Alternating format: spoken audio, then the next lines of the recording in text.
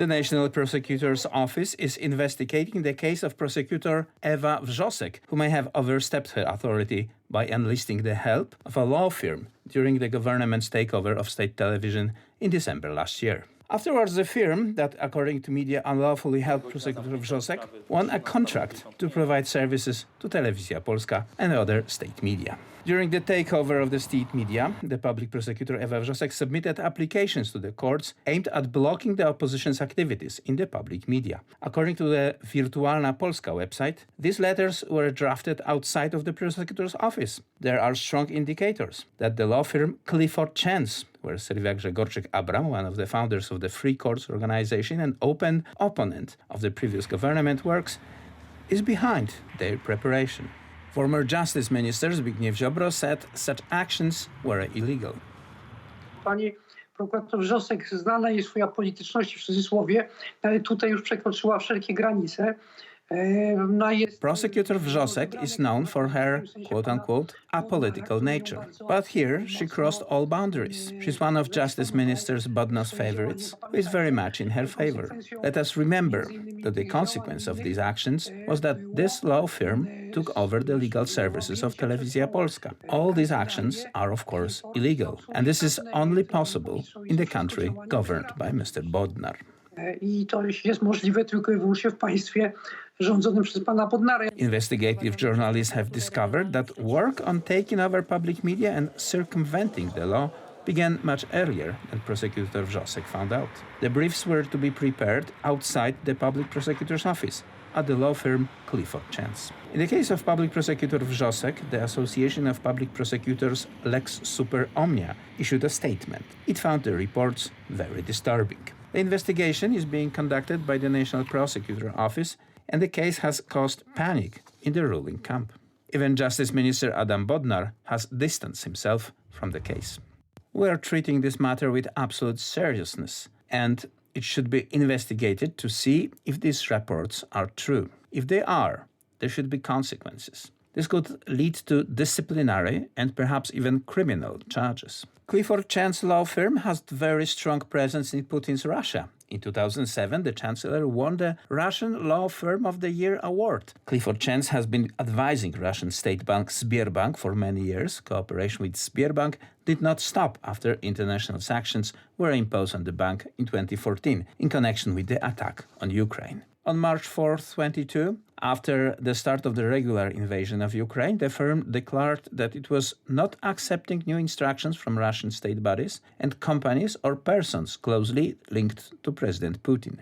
On March 10, it was announced that Clifford was closing its Moscow office. De facto, however, it was a reorganization of the Russian office into an so-called independent company run by Clifford's longtime Russian office partner, Viktoria Bortkiewicz.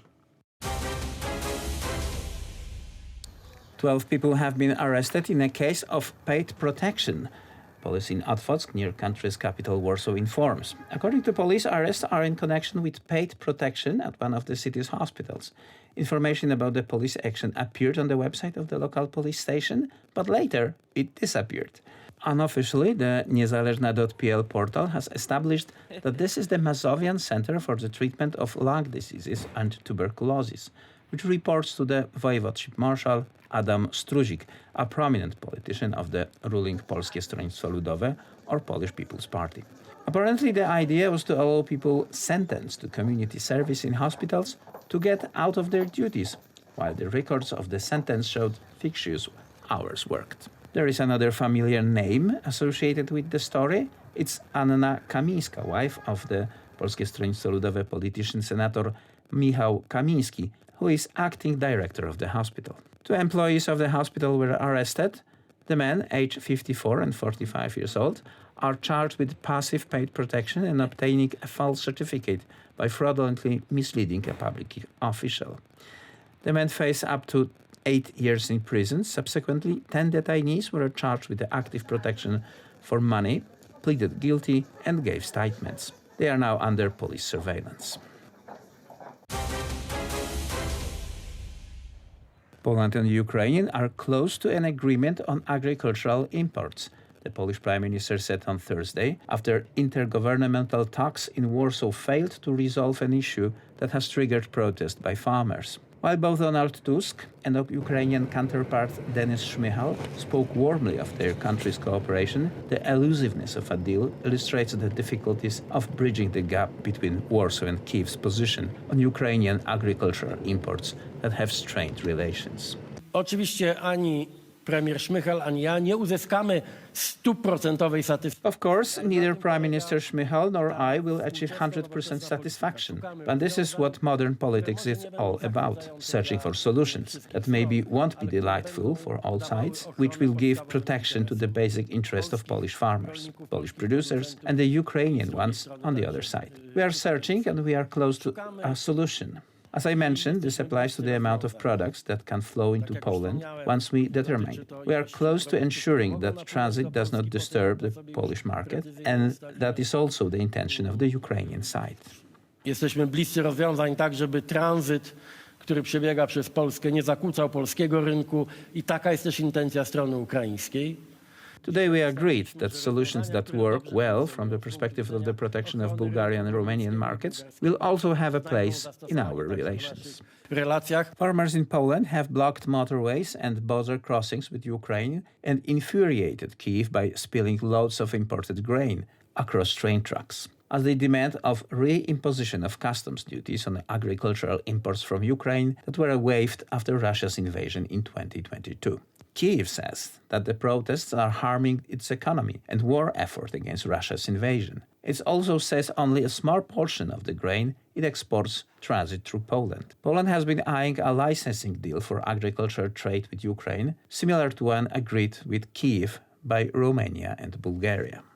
Wielki Piątek spędziłem z rolnikami nieopodal granicy. I spent Good Friday with farmers at the border crossing in Dorohusk because the protests are still going on here. This is the result of the general strike announced on February 9th. The demands remain the same: the rejection of the European Green Deal and a solution to the problem of agricultural imports from the eastern border, not only from Ukraine, but also from Russia and Belarus. I asked about the results of the talks in Warsaw. And this is what I heard. Czy Białorusi, o tym mówią rolnicy. Grain is getting cheaper every day. How can a farmer not strike? Spraying is expensive, fuel is expensive. This shows that the farmer has to defend himself somehow. Rozmowy są prowadzone już od kilkudziesięciu. Talks have been going on for months and nothing has changed. Ukrainians are very tough negotiators and will not give up. Our negotiators, whatever political party they come from, cannot break through this wall. O kim by tu nie mówić, kto by nim nie był. Donald Tusk makes nice promises, but everyone knows him. I just don't believe him anymore. And he's certainly not going to do anything for us. The President Andrzej Duda has vetoed an amendment to the pharmaceutical law concerning the day-after pill, the President's office announced. The primary justification for the decision of the President of the Republic of Poland is the will to respect constitutional rights and the standards of protection of children's health. The justification reads: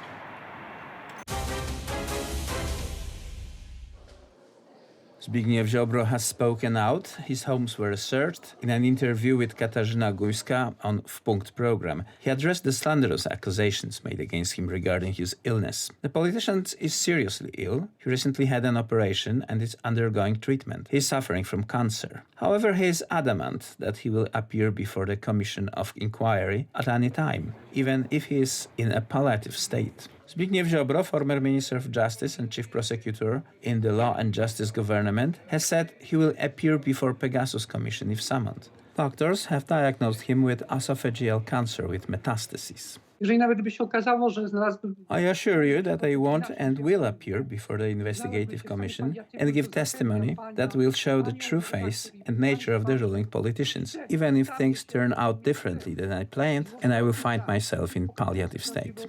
...naturę polityków rządzących dziś polską partię, zwłaszcza Platformy Obywatelskiej. Zbigniew Ziobro retired from political life in December last year due to a serious illness. Politicians from his party, Suwerenne Polska, announced that he had cancer. The mainstream media launched an attack on Ziobro, claiming that he was faking it. Jeśli się mylę i If I'm wrong and Ziobro dies, I'll make a real apology, and it won't be an apology on a blog. But even then, I would say that his previous activities provided the basis for the opinions I expressed today. Sorry. Nijakie wygłaszam dziś, no sorry. Prosecutor Ewa Wrzosek defended the publicist, comparing Ziobro's situation with esophageal cancer to a hypothetical stomach upset of a potential witness for the investigative committees. In response to the wave of accusations, a statement appeared on the politician's social media profile in mid-March, along with a photo of a sick man. Miałem dużo opory. I was very reluctant. I'm even prepared to show a photo of the post-operative wound, 18 centimeters and 17 centimeters on the back. It was a very serious tracheotomy, and sleeping without painkillers turned out to be completely impossible. That's why I'm still talking to you after taking very strong painkillers. Po zażywaniu właśnie bardzo mocnych środków przeciwbólowych. It seems that the publication of the photo would end the campaign against the leader of Suwerenna Polska, but it did not. The liberal left and society turned out to be extremely perverse. Katarzyna Kierzek-Koperska, a member of parliament from the Civic Coalition, accused the former minister of trying to make people feel sorry for him by showing up at his home while it was being searched by the Internal Security Agency.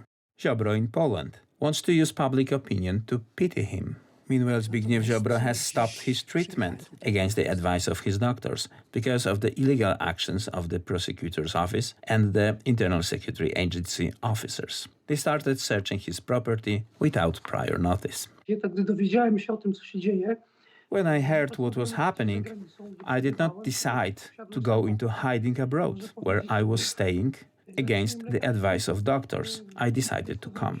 przyjechać. There is a stark contrast between Zbigniew Ziobro's behavior and Roman Giertych's fainting when investigators tried to charge him. Then he left Poland. Ziobro, on the other hand, interrupted his treatment abroad and returned to the country, as he explained, to defend his family and the safety of Poles. I'm always optimistic, and I always fight to the end. Dozens of Catholics gathered in Paris in front of Notre Dame Cathedral on Good Friday, marking Jesus' death by crucifixion. Devotees believe Jesus died on the cross to pay for the sins of humanity and rose from the grave 3 days later. Good Friday is very, very important to me, to live this moment with all the Christians in the world. To experience Good Friday is to live, to remember the suffering of the Lord during his arrest and crucifixion. It gives us renewed hope. I think we live in a world where it's important to keep hope, trust and joy in our hearts. The world we live in today is marked by war and suffering. The gift of Christ is a sign of hope, because Good Friday is not God's last word to man. On Sunday morning we will celebrate Christ's resurrection, and it is life that is the strongest, and so is love that triumphs. Sometimes I think that in this world we find it difficult to hope, that hope is something difficult. What we are being asked to today is to put our hope not in our own strength, but in the victory of love. The cathedral that we will discover on December 8 will be magnificent, sparkling with beauty and radiant with light, and no one alive will see it as we will see it then. So we can only be happy and full of gratitude for all those who have been working on its restoration for the past 5 years.